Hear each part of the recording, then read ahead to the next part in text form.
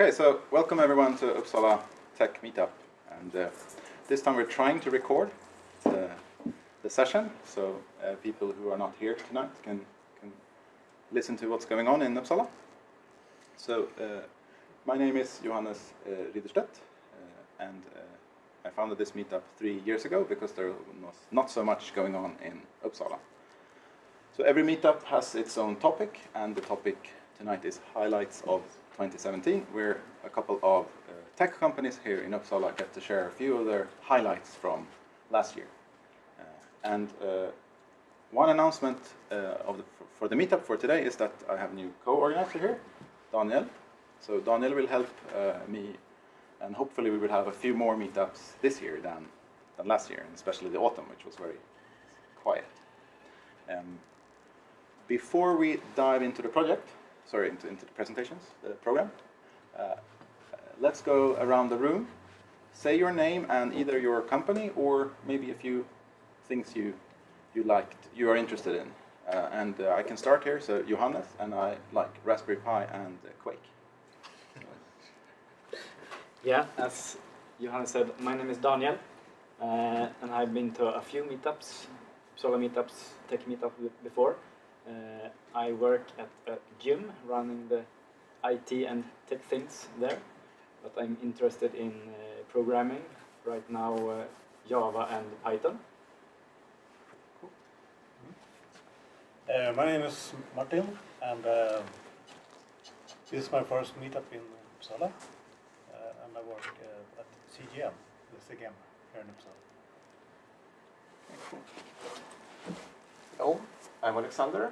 I work as a software engineer at Favro.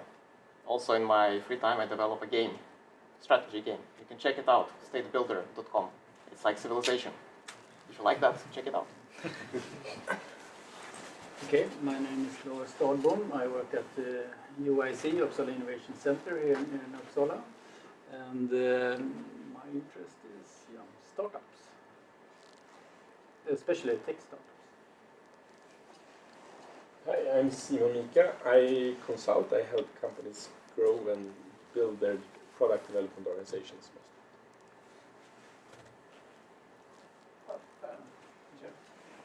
My name is Hans, one of the co-founders of Favro, speak later, and also previously Hands-On.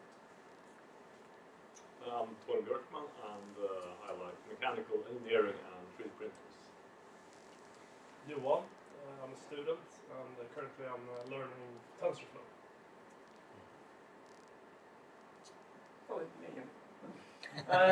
Daniel, work here at IP-Only. I like deals. I'm Cornel. I run a one-man software development business consultancy called Scarab Labs. I'm Birkir. I'm a developer. I'm Andreas. I'm a web developer. Hi, I'm Gustav. I'm one of the co-founders of ImpactVision. I'm a big Ethereum fan. People are following Ethereum. Yeah, my name is Peter. I work for a small IT company here in Uppsala called Linon. We develop software for the bank and finance industry. My name is Matthias. I work as a software developer at voice provider here in Uppsala. My name is Peter. I also work at Voice Providers as a software developer. First meetup. Welcome. I'm Puya. I'm working at Aditro as a front-end developer. I'm interested in React and Angular. My name is Gustavo. I work at Alstedt Sageryd in Stockholm. I'm a front-end developer, web development, and I like the React JS framework. That's where I work. And Marcus Hillum, I'm a software developer. I'm working on Z here in Uppsala. Daniel, working as a freelancing web developer. Jonas Nordin, full stack Java / something. My name is Matthias, software developer, mostly .NET. I'm Niklas. I work at Freespee. I have a background in front-end development, but now I'm VP of Engineering at Freespee. My name is Yeto Mustini, and I work at the Thermo Fisher company located here in Uppsala as a .NET developer. My name is Kalle. I work as a solutions engineer at Freespee. My name is Erik. I'm just going to do it Johannes style, programming, game development, blockchains.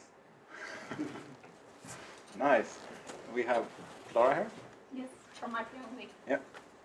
And then we have Rob, who helps filming a bit, and you're good with videos. Yep.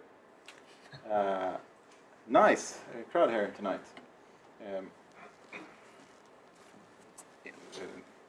Other days when you don't go to Meetup, there is a Slack, so if you want to join the Slack, send an email to hello@uppsalatech.se or poke me later today and I'll invite you directly from my phone.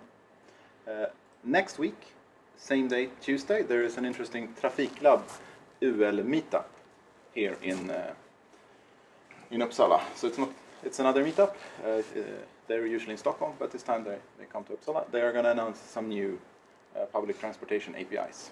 So if you're a developer, check it out. If you search for Uppsala on meetup.com, you'll find it, or trafiklab.se.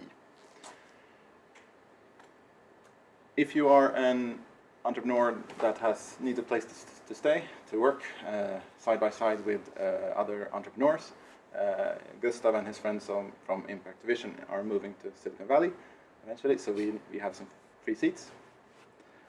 So poke me if you're looking for that kind of slot. This is how the Slack looks like for somebody who haven't seen Slack before. I'm sure maybe we're at 300 members right now, something.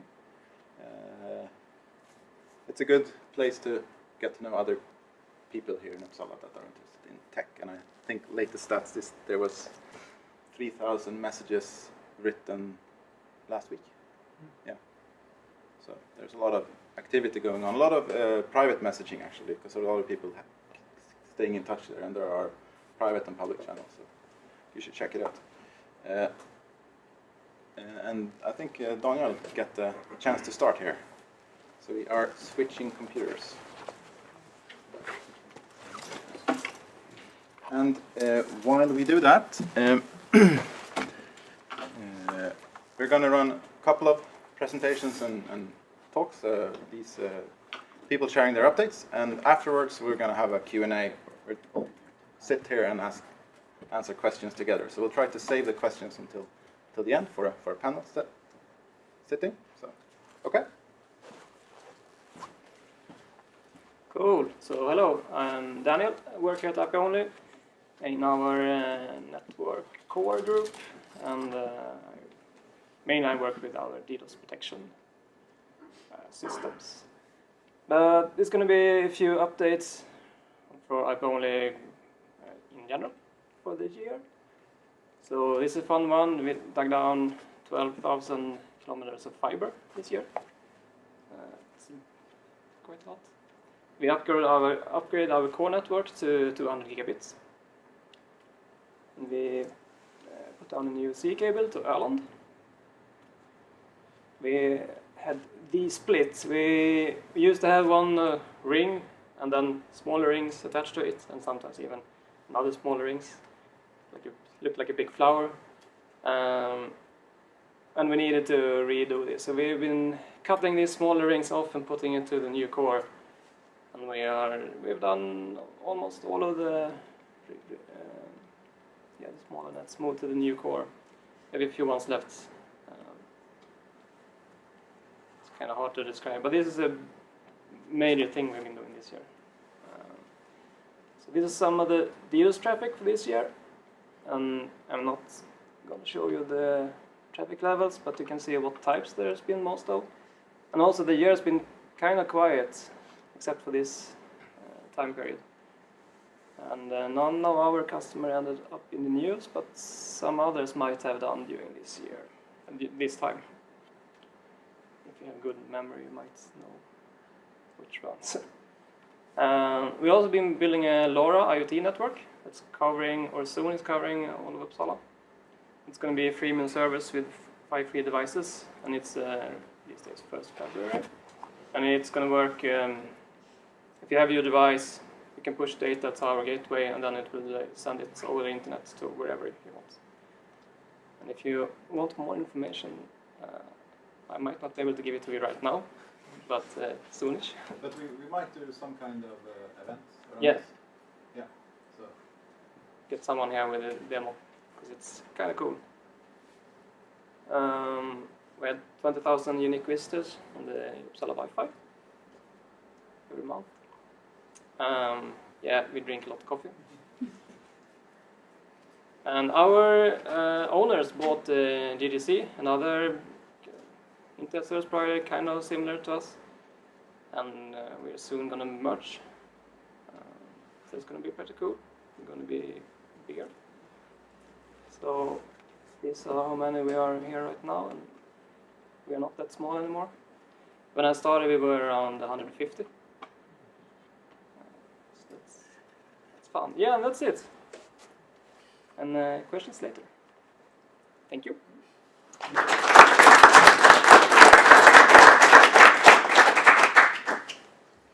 Next. So up next is Niklas from Freespee. Try to make a hot switch here. Tack.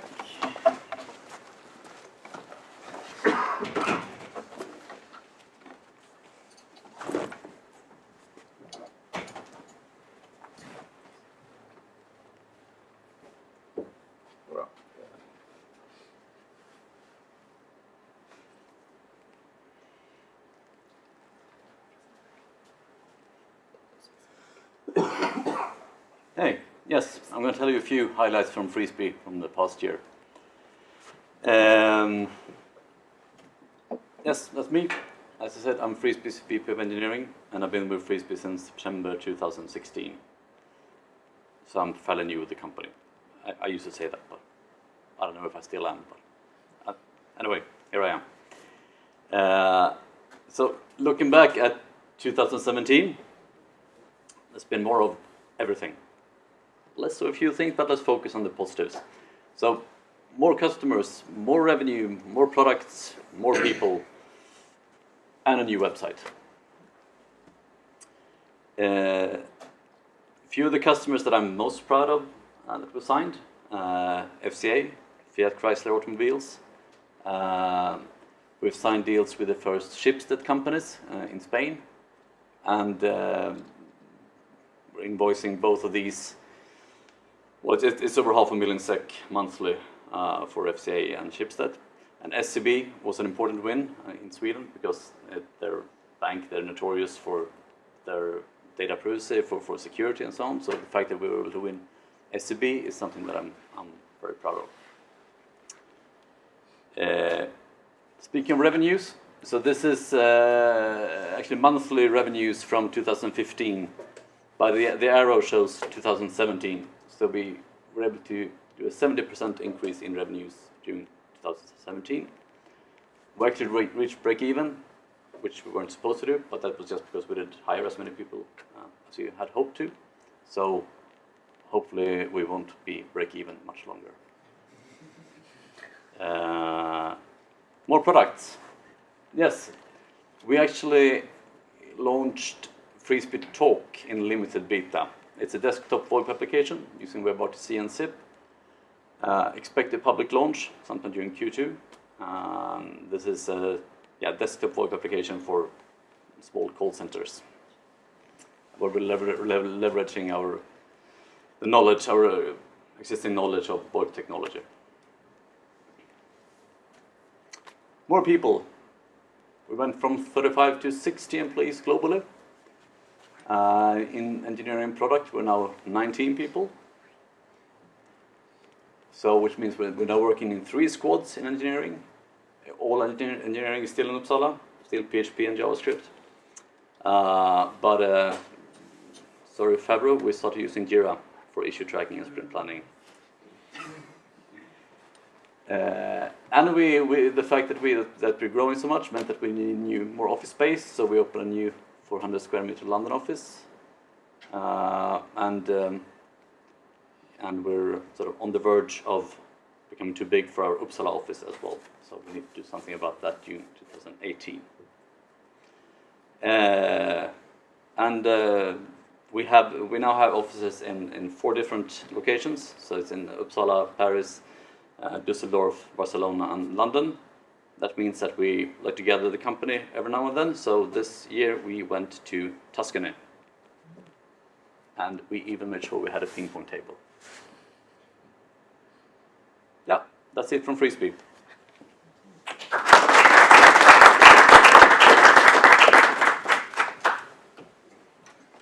Thanks. We have Lars Dahlbom from UIC up next.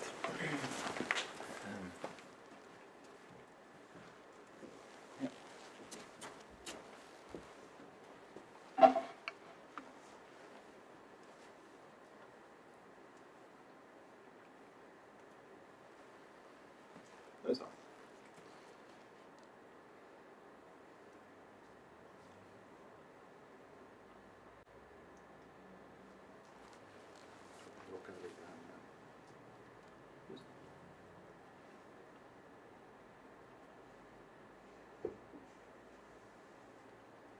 No.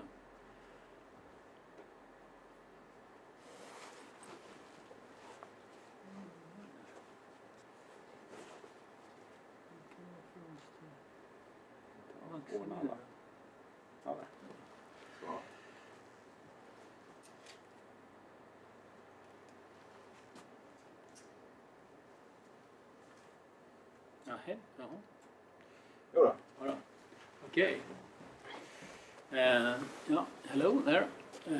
My name is Lars Dahlbom, as I said before, and I'm from the incubator here in Uppsala, Uppsala Innovation Center.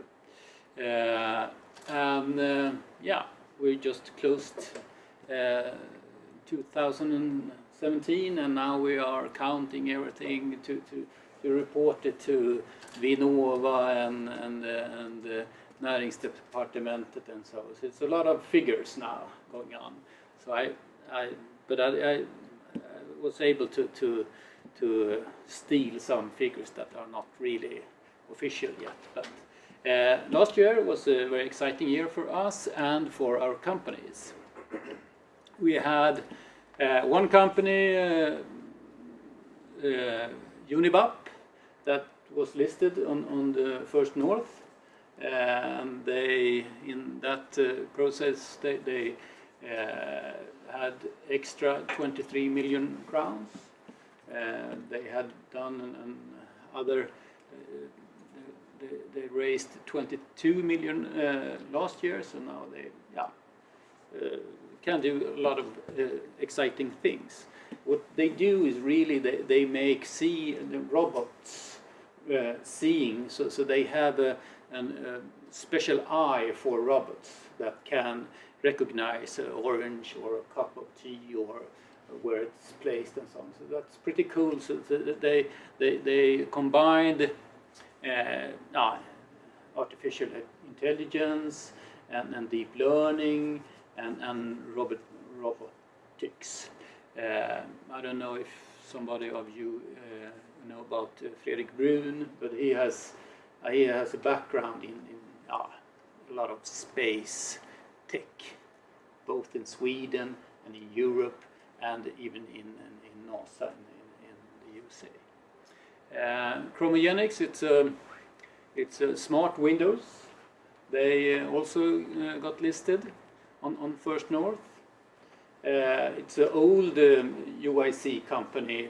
I think it was a UIC. They were in UIC 2010 or 11 or something. But they are a pretty cool technique. And then we have a very young company, Ilja Pharma, Evelina Vågesjö, and she's doing a biological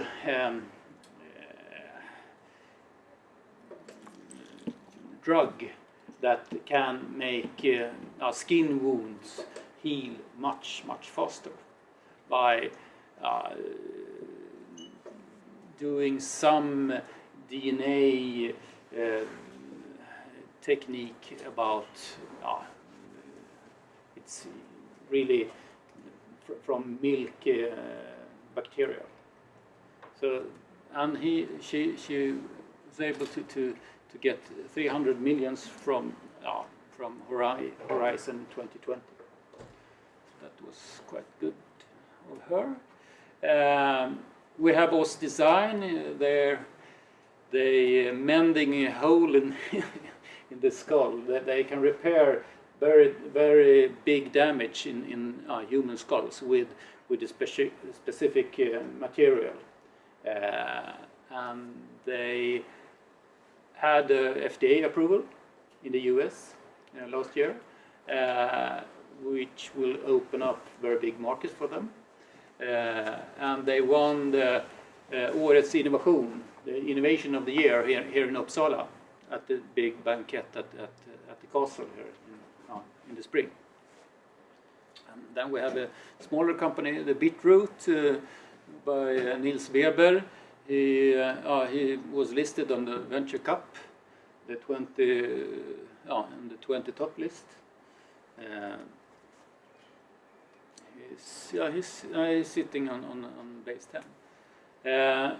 Then we had a couple of other tech companies. Say Solar raised 20 million from a new venture company called Blue, and another UIC company, FNA Forecasting, raised 8 million from other investors, private investors.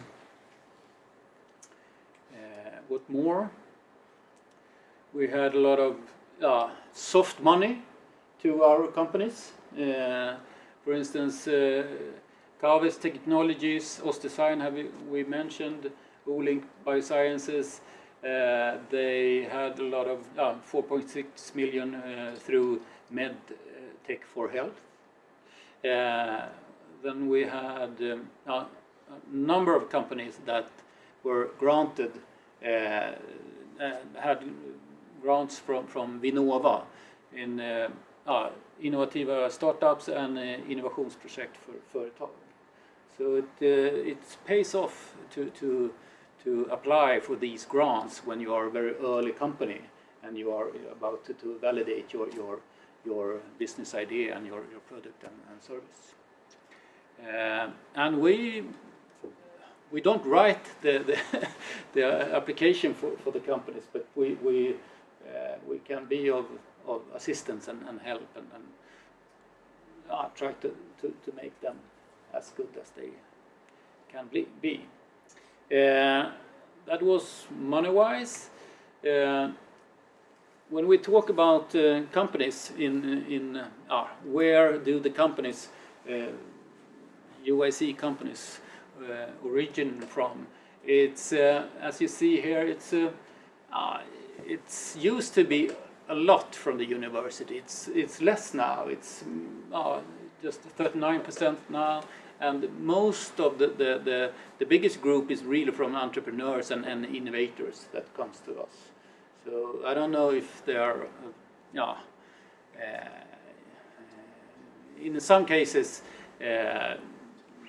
we are regarded as an incubator that only works with academic projects, and that's not the case really. And if you look at the different sectors, I'm proud to say that IT and ICT is the biggest part of the pie when we look at the sectors. It used to be life science, but now ICT and IT is bigger than life science. And after that, it's different material and clean tech companies and projects. And a lot of other stuff too. We are not a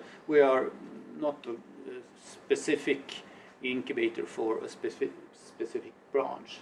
So we can help every kind of branches and sectors. And if we look at, we have three different business development programs. It's you see business startup for the earliest ideas, where we validate the business ideas, and then then we can offer you see a business lab where you really execute your validated business model.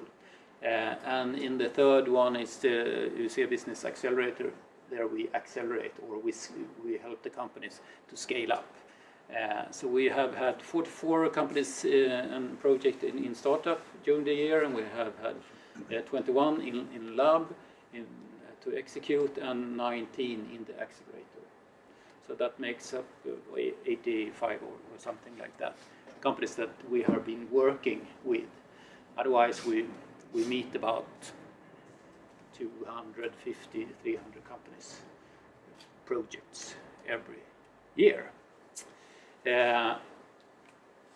We have moved to a new, brand new building in the Uppsala Science Park. It's just 200 meters from our old office, but nevertheless, it's it's quite a process to move. And we are sitting here at the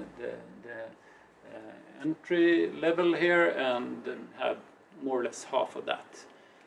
So welcome to visit us, and for a lunch or a fika or something, or a discussion about your business idea or your companies. That's all.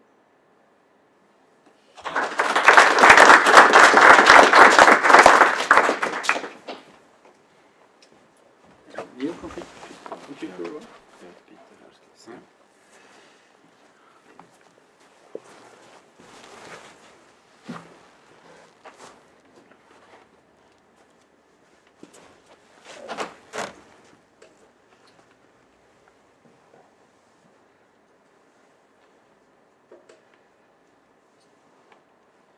So next up here is Hans Dahlström. I'm going to try to get your website. Let's go to www. On the screen. So hopefully we'll get that to work.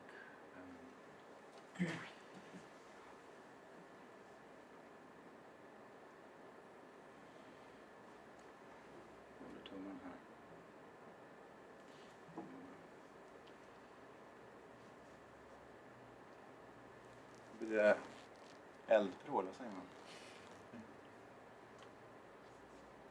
Säger du, Daniel?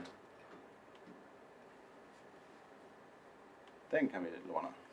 Ja, det får med saker. Sorry. Ja, det är det. Den som heter gäst, så borde du få en knapp att trycka på, sen ska du. Där ja, perfekt. Så.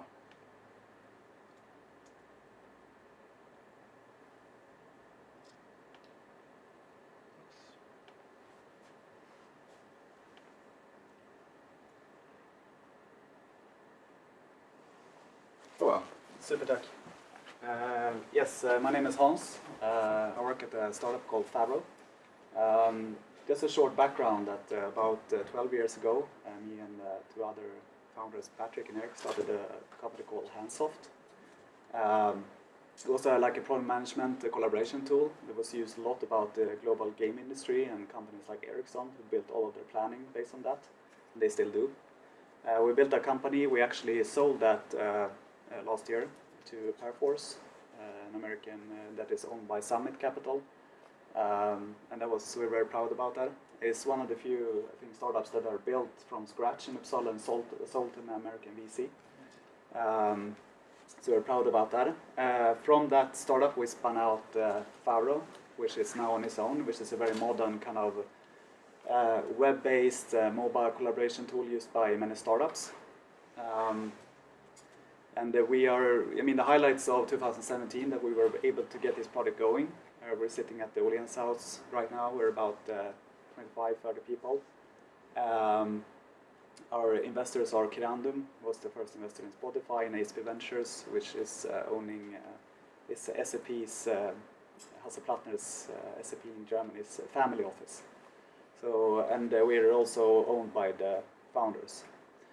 So Favro was going last year after we sold off, hands-off, and it's going really well. So we draw a lot of our experience from hands-off, that we build something that's more lightweight and something project management, a collaboration tool that fits many kind of teams. So we have 5 unicorns in the world using it. We have Magic Leap, if you know what that is. We have Riot Games, Unity in Denmark. We have Gojek, which is like the Uber of Indonesia, and Tobii in Sweden, and many startups in Stockholm like Suntracker, Rand, and Doer, and others. We're growing about 20% a month now, so we're super proud of that. And we also built kind of a growth marketing machine that we call Big Head, which is based on automation and machine learning that sends out a lot of builds kind of marketing ads with Facebook, and sends up lookalikes, and it balances budgets, and it tracks how much it spends, and that whole machinery now works completely autonomous. We don't have any kind of sales anymore. So yeah, we do all B2B business fully automated. It's quite cool. So yeah, that was that. Yeah, we're really proud that it's going well. So you're also free to try it if you want to. It works really well for startups especially. We have like Riot Games in the US. There are 5,000 people running this, so they replace 20 product management tools like Jira and others to and merge all of their like marketing, HR, IT, development into one platform where all teams can work autonomously, but they can align them. And this is why it works so well for startups. And this is still a Suntracker brand in Stockholm are using the same. So they're like growth, marketing, development, all of them works in the same tool, but can have their own process, but still work together. That is the mission that we do. Any questions? I think there's going to be lots of questions. We'll try. Yeah, we can take it up. Yeah, we'll get back to that, but I'm sure there's going to be a lot of questions actually. Yeah. Thank you. Yeah, thank you.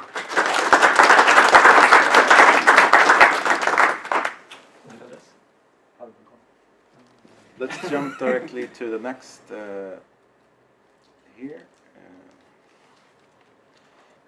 Nej. Så kan det vara. Massa obetalda fakturor. Så. Då tänkte jag Gustav här. And I'll get back to English as well. Thank you. You want to show something or? No, I can. That's enough.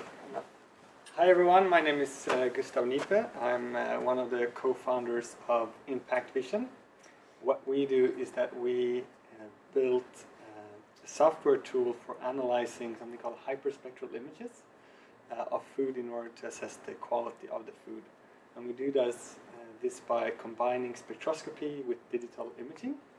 And we have been building an early prototype at Capsule, and now we need to make a large prototype, and there was not enough space, so we had to move to base 10. So we have a really big prototype of measuring sugar and quality of sugar in high-speed volume. If someone is interested to see that prototype, you can always combine. The project started from my part. I quit my old job and didn't really know what to do. And my girlfriend was studying at law here in the city, and I was working from the library, writing different applications for different projects. And so it kind of took me to, from that application to the US and then back to Uppsala, where I hired some people to help me build a prototype. And then we kind of, in 2 years now, been kind of tiny bootstrapping ourselves, getting some grant money, building a bit further on the prototype, getting some more grant money, building a more advanced prototype, and had a deadline in this summer. We said if we don't have got the funding, we kind of have to readjust our plan. And then when the end of the summer came, we still didn't have funding. So then you're kind of running on, I don't really know what you live on, air. You're breathing air and hoping you will somehow close this deal. It came through, and we're now 6 people. We closed around 1.4 million US dollars a few months ago, which is really exciting. It allows us to hire more developers to make an even more advanced prototype, so that in 12 months we can raise more and then build a product. We are always interested in talking with people who have been working with imaging technologies, spectroscopies or traditional RGB imaging in combination with machine learning. If you have worked with hyperspectral imaging, then of course it will be really exciting to speak with you or your friends. And kind of the dream, how it got started for me, is that I wanted to work with asteroid mining. And the problem with asteroid mining is that you have thousands of asteroids floating around in orbit. And when you send a rocket to an asteroid, it's really expensive to get the rocket off the ground out into orbit. So you want to be really sure that when you're going to an asteroid, that there is something valuable on that asteroid. And the strategy to do that is to look at the stones from Earth and try to see if you can detect minerals and materials. And different space agencies are using this, and that's hyperspectral imaging. It was too expensive for me, a sole poor student, to kind of start my own space company. But it was a good market to go after food and analyzing food. So that's how we started. But we will end with analyzing asteroids. That's my goal. Thank you.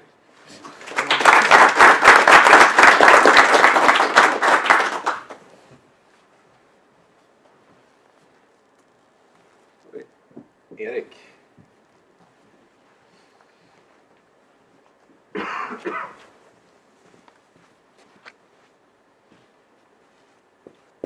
Hello.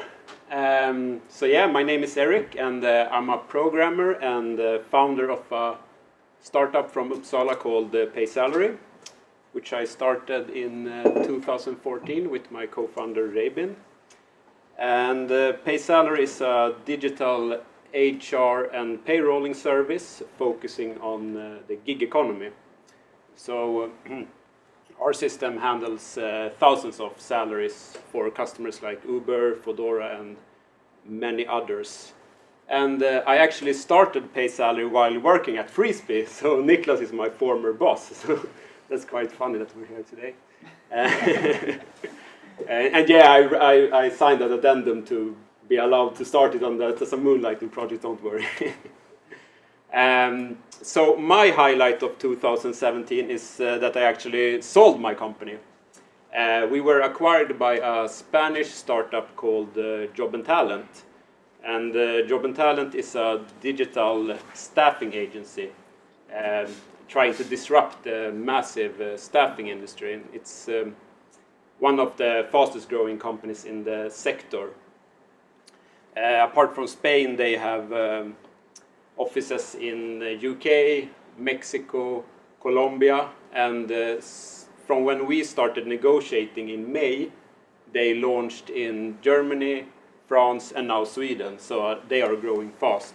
And the Spanish analysts actually believe they will become Spain's first unicorn with a valuation of $1 billion. So it's a cool company. And I have many stories about my journey with PaySalary's ups and downs, and a few horror stories as well, as some here know.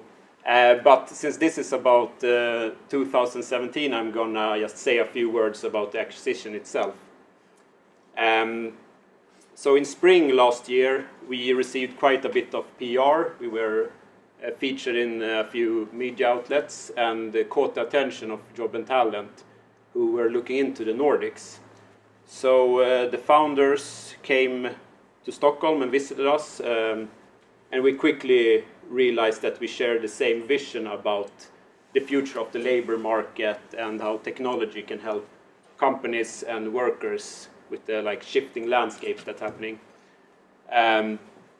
So we met several times during the summer, and they also flew us down to Madrid. And it's very interesting, the negotiation behind such a big deal is very interesting. Like on one hand, you're best friends, you talk about the grand vision, what you will do together in the future. But on the other hand, you're counterparts driving hard bargains. It's a very abstract and ambivalent situation you're in.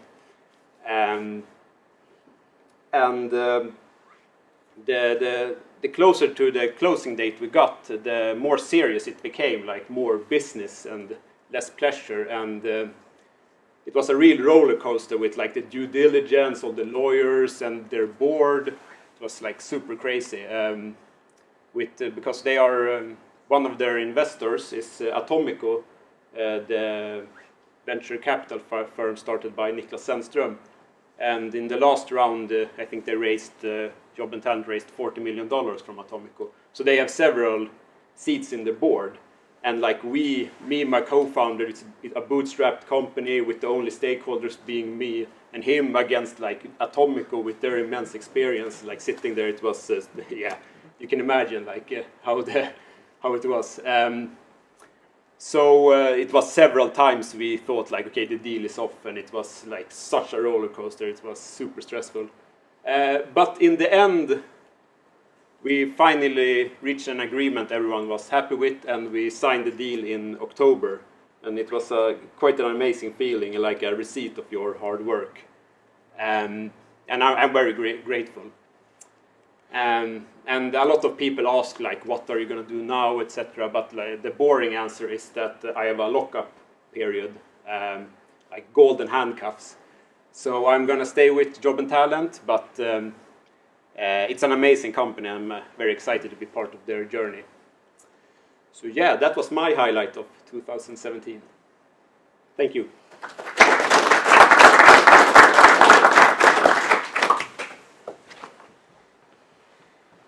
So before we jump into questions and having a bit of a panel here, I'm going to share just 3 quick highlights from 46 Out from last year, from 2017.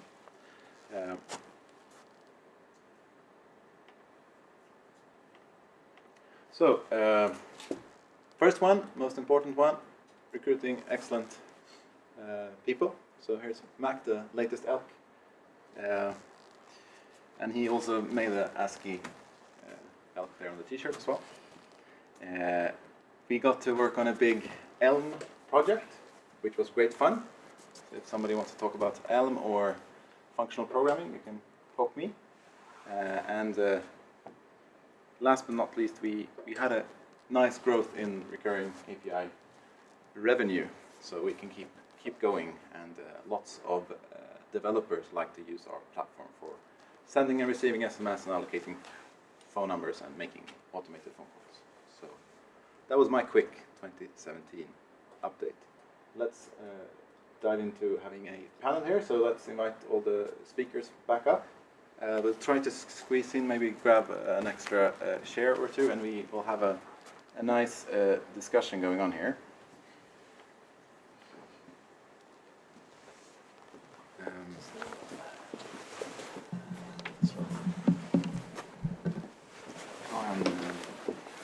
Sitter i kanten. Precis.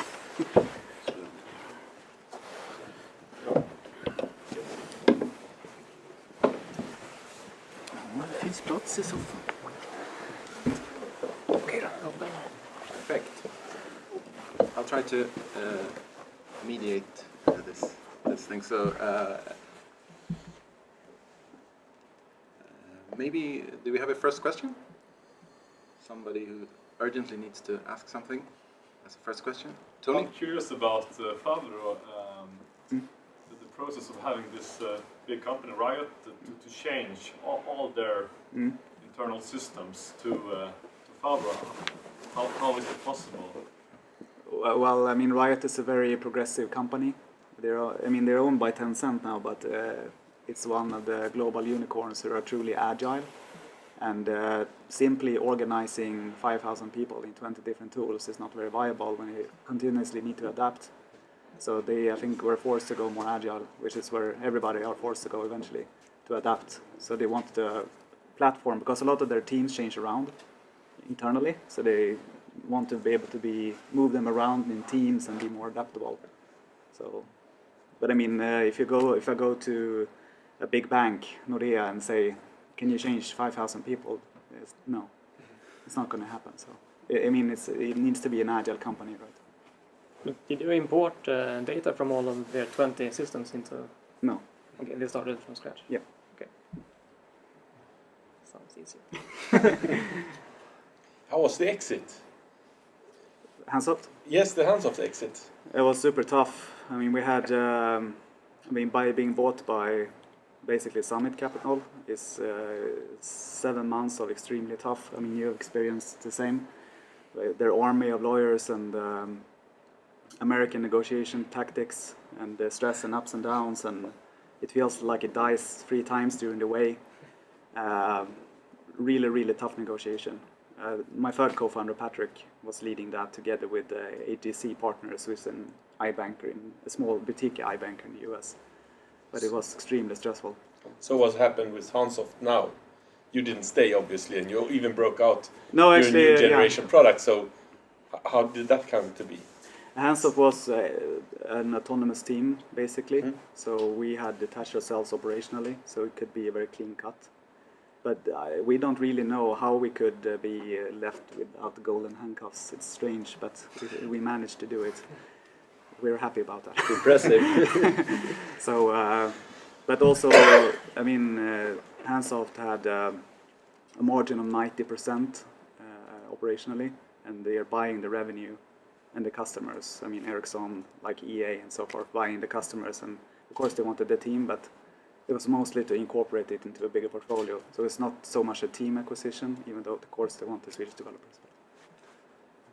I guess the synergy between Perforce and your customer base, Hands-off customer base, was kind of good. Yep.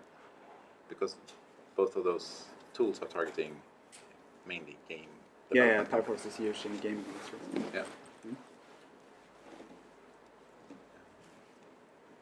Next question. Question, when you get bought, what is it that they buy, you know? Do you just deliver the source code and here you go, or exactly what does the company buy? Maybe.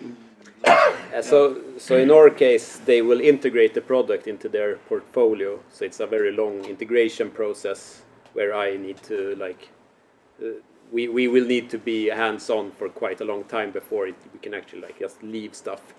But sure, it's a lot of signing all the the legal stuff for signing over source code, and domain names is crazy, more crazier than you can imagine. So yeah, but for us it was a long integration process. So it's no just leave it off like that.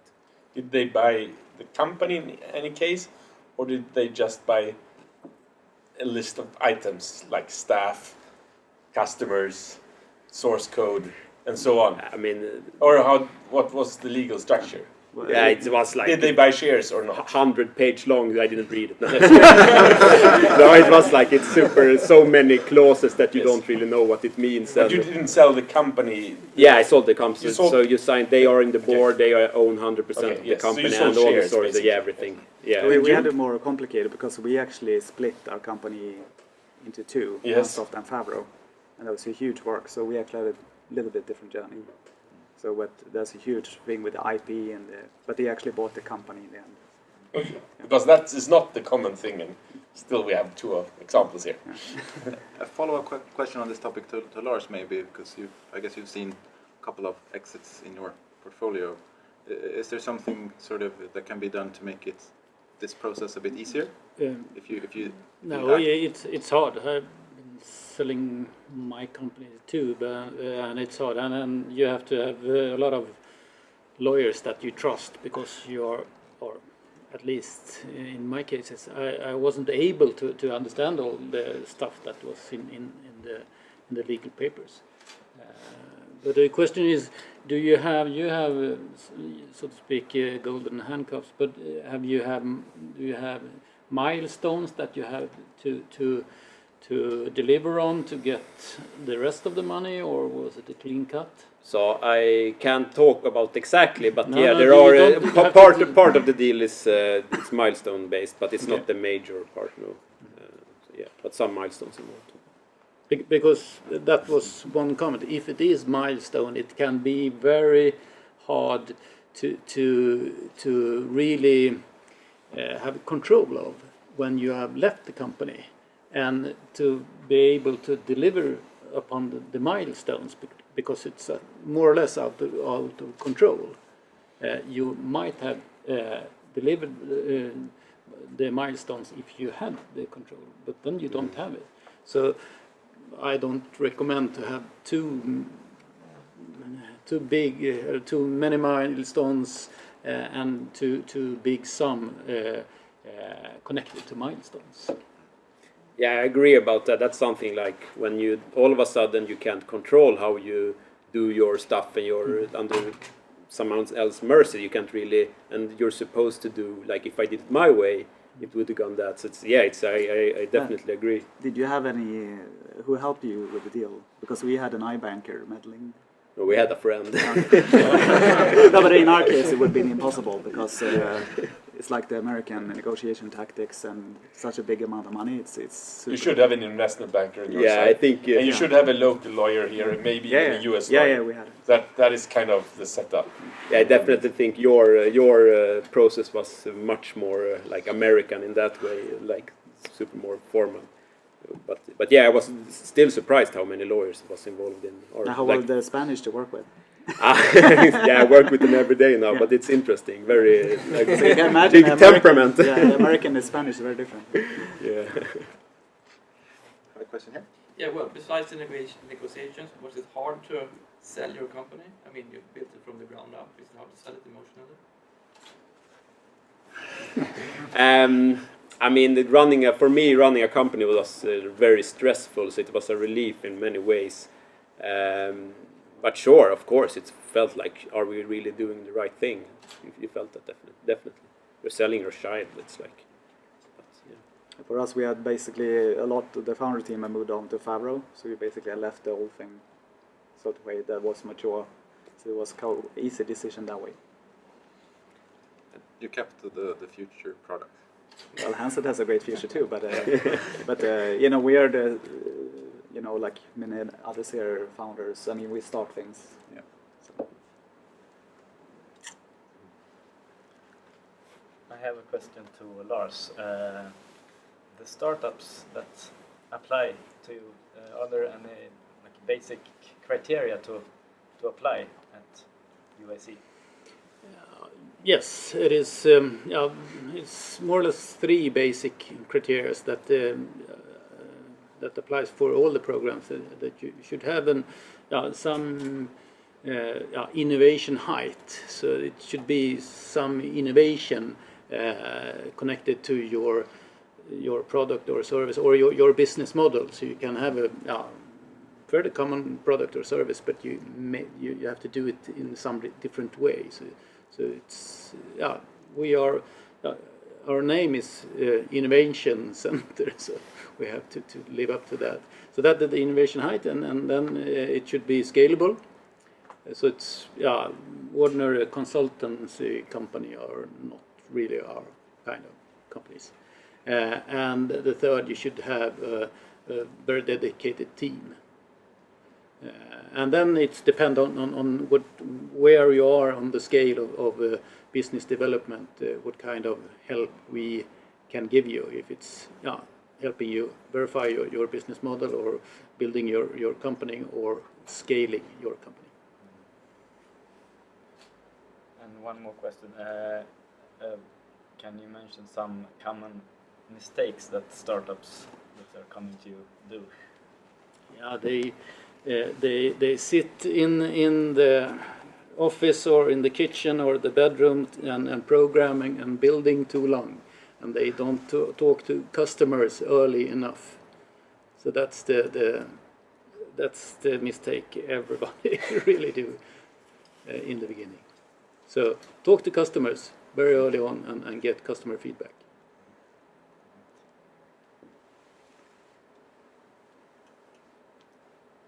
Next question. So I shoot again. Nobody. So what about recruitment of engineers?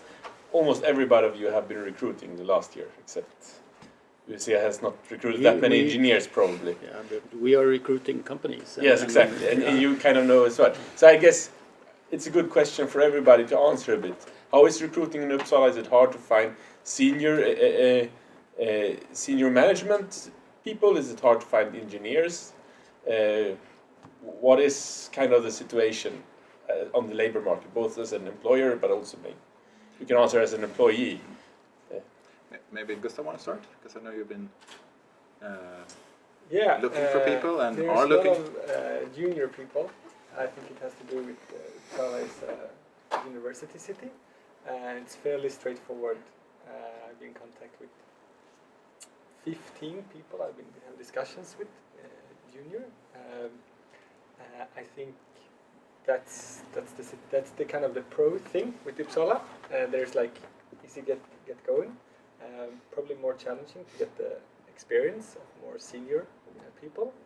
And I also think kind of the channels like Uppsala Tech, and you're like, I'm in my age, I have my friends, so I'm reaching out to my network. It's the kind of junior people. I don't know, I guess when you get a bit older, your friends become senior, and then you start to recruit senior people. That's just like when you start digging a network. I think it's really good that it's a lot of junior people and straight from university. I think because usually you are very like resource drained or in a tough environment, so you can't really afford anyway to experienced people. So that's just my take. Yeah, we've had a really difficult time trying to find senior developers, especially in some fields, senior JavaScript developers, senior mobile developers. That's been really tough, and for us it's been tough enough to make us consider opening a second engineering hub somewhere else where we already have a presence in one of other European locations. And what about management? You do have management issues. You need to recruit management as well. Yeah, no, not really. But I'm your company, I mean. Yes, our company. Yes. Yeah, that's true. But I can also say that for both developers, both engineers, and management, the typical sweet spot, if you will, or the typical candidate is maybe someone who is commuting to Stockholm, someone who lives in Uppsala but commutes to Stockholm, maybe is about to start a family, or has just started a family in Uppsala and wants to spend more time with the family in Uppsala. So commuting takes a lot of toll to communicate, so to commute to Stockholm, so they prefer to work in Uppsala.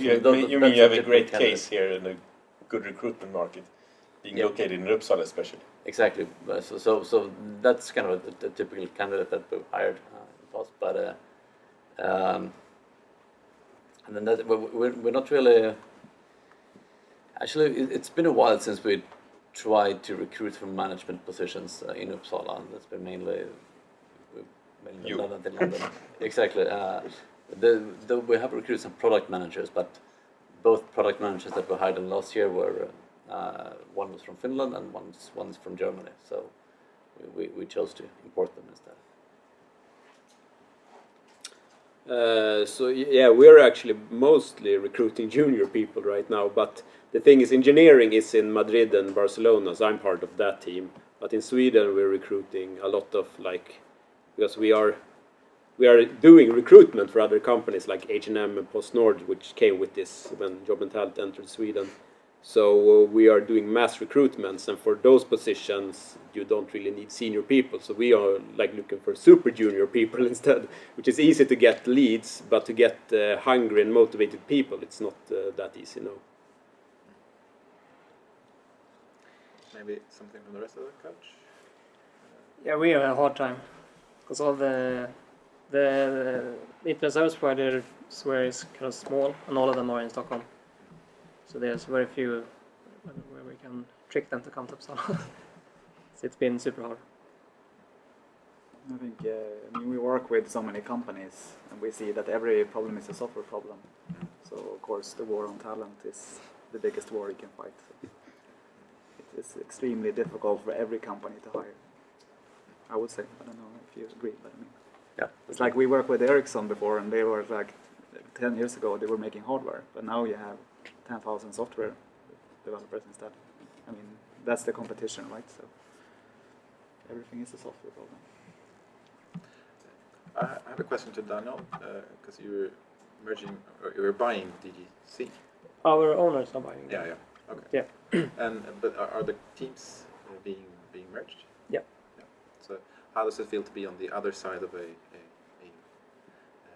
exit like that, or a buyout? Like an employee, yeah, it's like another company joining you in that sense. Yeah, I think it's gonna be super interesting, and there are some very fun things gonna happen because we kind of aimed for the second place. Now we're kind of aiming for the first. Yeah. So not for maybe private and home connections, but for the company market. So that's gonna be pretty cool. So are they joining your network team? Are you already working with the? The merge is officially 1st of February, so we haven't merged yet. Soon, very soon. Yeah. And we've started talking to each other, and there's a new organization scheme. Okay. And it's going to be kind of mixed, yeah. So how does it feel for Erik being on the other side? Because I guess Job and Talent is slightly bigger than PaySalary was. Yeah, so they are in Madrid office there maybe around 200 people. No, I have to adapt all our technical processes, moving from migrating to their moving to from Vagrant to Docker from Bitbucket, and I'm doing all that kind of practical, which I feel is a very funny thing to do. But I was the only developer in PaySalary, so for me it's super flexible. So I don't really feel any pains of doing that. But I can imagine all the processes, all the how you merge all of a sudden, all that. It's going to be a lot of things to consider. Yeah. Yeah, it would be interesting to know what kind of, for instance, programming languages you guys used when you developed your products. If you store data in the cloud, what kind of cloud solutions you are using, and so on. Floor is open. I want to say something about data storage. Yeah. The cloud is a trap. AWS, Google Cloud, it's really cheap to go there to get things going. It's really expensive to leave and try to find another place. It's really expensive to kind of store if you have a lot of data. We work with large images. It's very fast becomes a big bill every month from AWS, and once you start to integrate into AWS, which is very easy to do, it's painful to leave. So if you're doing something that involves a lot of data, you really should kind of think before you go too deep into AWS, because it can be a trap. Yeah, that's just my points on that. Well, you're developing in language? Python. Python and C++. Yeah, we're storing most of our things in AWS. But you don't have that much data. We actually managed to amass quite a lot of data actually, but it's mostly text-based. So MySQL databases. So yeah, the Freespee has been around since 2009, I guess, so there's got a lot of data stored. But so we're using MySQL, we're using PHP, but we're using PHP and HHVM. Actually, I think Erik knows more about Freespee's technology than I do. But we're using HHVM, the PHP sort of compiler that Facebook developed. But that will be an interesting technical challenge that we will face this year if we have to decide. Because HHVM is using PHP 5 and PHP 5 is approaching end of life, I think end of this year. So we need to decide either stick with HHVM and move to Hack, or start using PHP 7, which many people say is about as efficient as PHP 5 with HHVM. So we could probably go with PHP 7 and not suffer a performance loss. And then it's JavaScript apart from PHP. But most of our services are running in AWS. We have a few services running on IP-Only hardware. But for scalability reasons, we keep most of things in AWS to be able to spin up instances in new regions as we need them.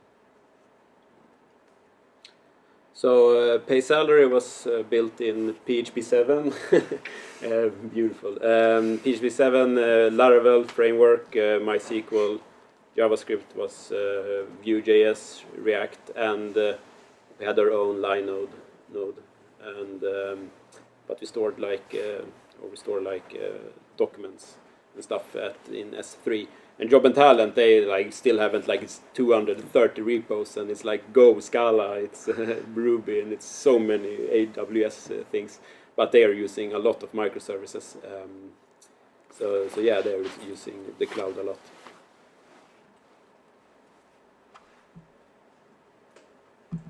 Well, I'm not a developer, but I think our development team mostly use Java for the backend stuff. They have a customer portal that's kind of fun. It can do a lot of things. The customer service can basically click a button to check the connection all the way from the central stuff up to the end customer. And I think, I'm not sure if all of that is Java, but all of the backend stuff is, I think. And I know you have some interesting technical choices. Yeah, one of our senior developers and architects sits here. So, yeah. Olisana, how would you describe our tech stack? It's a very weird. Like the thing which is like we have the application which is like the actual application code, which is the server which runs the logic server side, and the client side is written in JavaScript, and a lot of it is performance sensitive and handles like what is now like more than 1,000 concurrent connections, and that is in JavaScript. And JavaScript is not known for its high performance or high efficiency. And then we have, for very interesting reasons, specifically the preferences of our CTO, is that the code which actually like orchestrates these instances in the cloud, like starts them up, like starts the database, connects them all, configuration, that is written in C++. C++, which is known for efficiency and for high performance applications, but this is like a script-like configuration system, is in C++. But our main logic and the core of our application is JavaScript, or to be more precise, TypeScript, which I can say positive things about. If you use JavaScript and you hate it, try TypeScript, you will hate it less. They runs on, I mean, Meteor is the framework we use basically, and yes. Node is core server. I mean, but on Meteor at this point, like we have started with Meteor, but we have made so many alterations and additional developments on top of it, so it's hard to even call it Meteor at this point. For example, we have replaced like core system of it's called PubSub, like when like multiple clients are connected to the same session, and one change has to propagate to all the others. The stuff in the framework which we used, Meteor, was not scalable enough, so we replaced that, and it grew complicated, and as it always does. But the core thing we use is like we have like client-side prediction. So when someone uses like a product software, it's like it changes immediately on the client without waiting for a round trip. So I mean that's the thing we wanted out of it. I have a different question to Gustav and Freespee and Hans here regarding investment, because Freespee has been raising a sufficient amount of funding here, and Gustav, you talked about your round from last year, and you mentioned you have received maybe multiple investments for Favro. So, yeah. So what we say sort of before and after, if you think about the work, like what's do you share the feeling that Gustav shared, that he sort of tried to reach the investment, and when you got it, it was a relief. You could start to recruit people and ramp up your organization. Or, what's your experience with regards to this? Yeah, so I joined Freespee in September 2016. That was just about the time that we closed a Series B funding of almost 9 million euros. So when I joined, there was a lot of optimism and a lot of happy feelings, and like we were all set on hiring like crazy. We needed 40 people, but I know before I started that there wasn't the same optimism which I guess Erik and maybe Kalle could talk more about.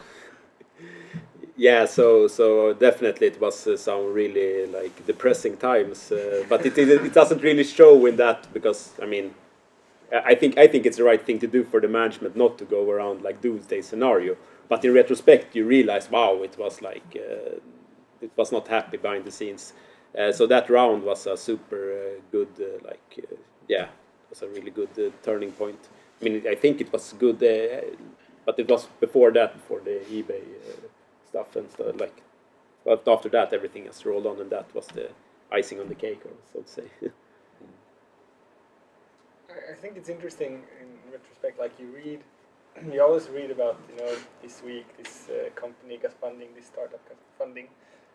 But you have also, like, when you've been in the space for a while, you have friends who have been doing different projects, and then they quietly die. So you never really hear about, and they never go to the newspapers, all the companies that, run out of cash and then kind of close down. So you only hear, I guess, the somehow success stories, which makes you a bit biased.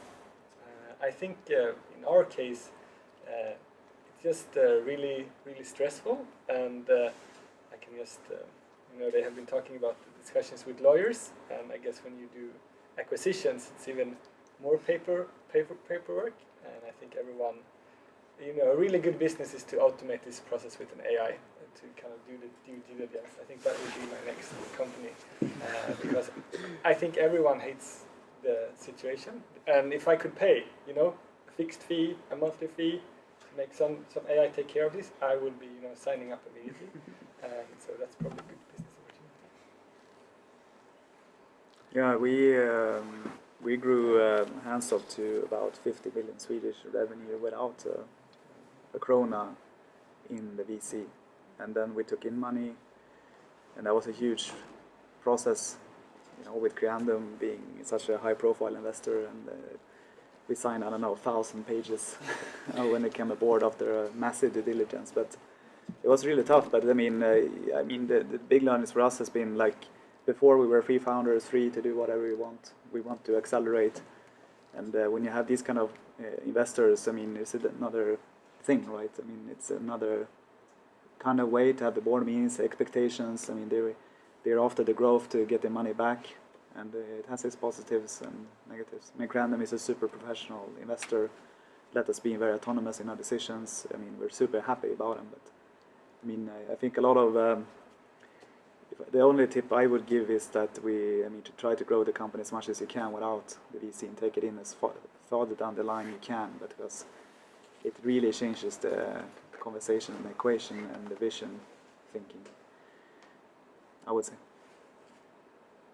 When did you have your Series A, if I may ask? Freespee? Yeah. To be honest, I don't know. Okay. I think it was right when I started. Johannes might have an answer. Yeah, we're right when you, or was it? Yeah. So for the record, I used to work at Freespee. And Johannes got the job for me, so everything is connected. That's Uppsala. Yeah. Was it mid 2014? Yeah, but it was the 3 million, right? That was the Sunstone. Yeah, that so. was something like that. Yeah. So Freespee was founded by two guys working at IP-Only. Yeah, and so one of them I replaced. That's why I'm here. Yeah, exactly. So that's the start, and then we go on, and they hired a guy that I studied with, and he wrote some code, and then you started writing code for them full time. You were the first full employee there. Yeah, Freespee. Yeah. And you branched out to make 46 Elks. Yeah. But then it goes on. Yeah. Yes, we're like a small incubator. But this is a good point, actually, and this is one of the reasons why we are here tonight, I'd say, to actually spread the culture of innovation, to show that it's possible, and that there are a lot of experience here in the city.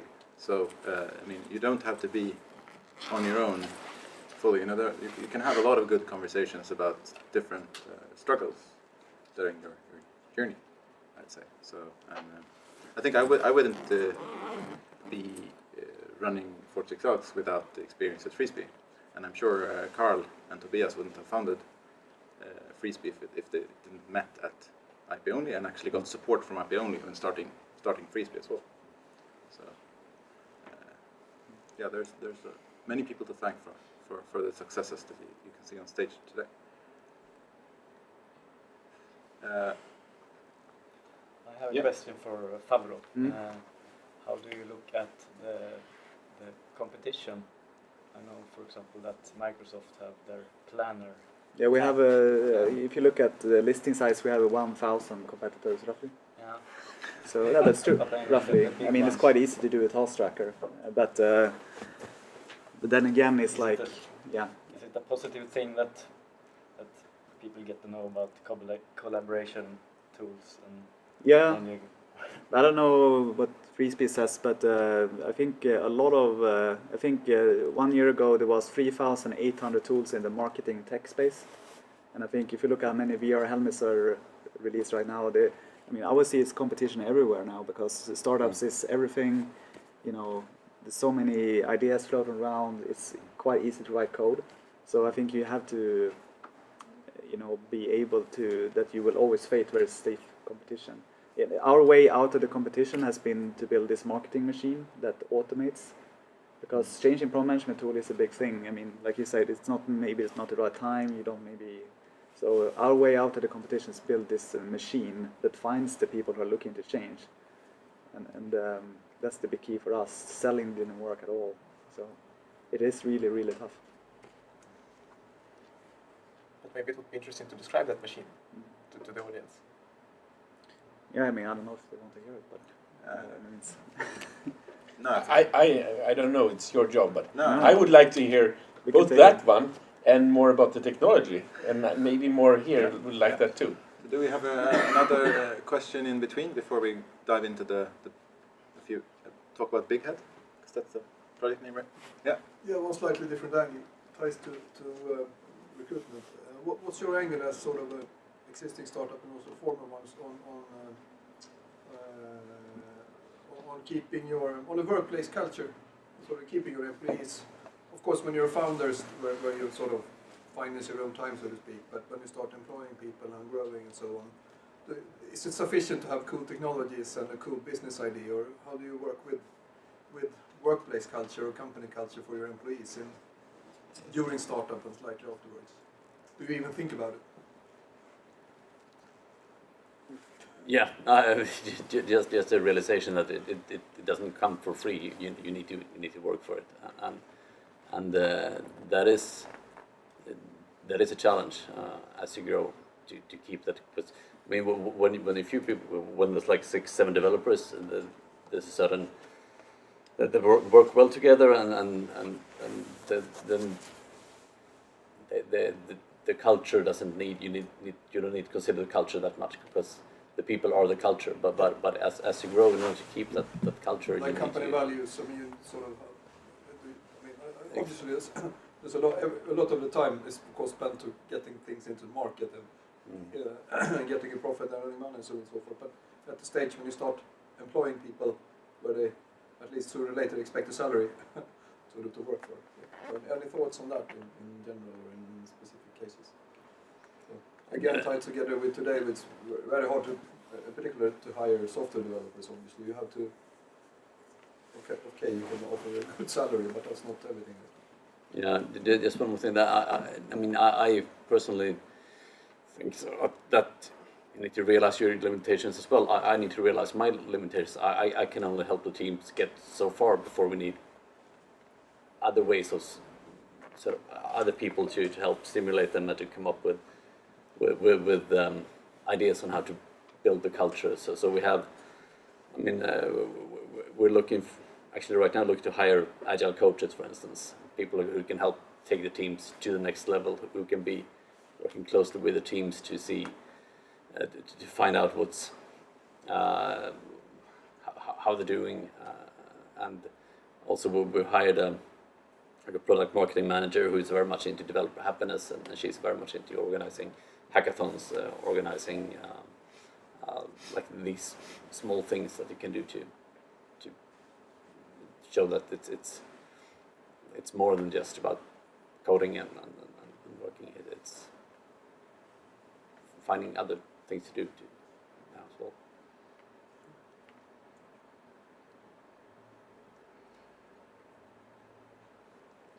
So I think we're gonna close down the recording here. Thanks for watching over there, and thanks very much for the panel, for being here, sharing your highlights of 2017, and also for staying here for questions. And we can continue with some talk of Big Head off recording. And if somebody wants to go home and eat dinner with your family, go ahead. If you want to stay for some tech talk, please stay. But thanks for being here, and thanks so far. Thank you. Thank you.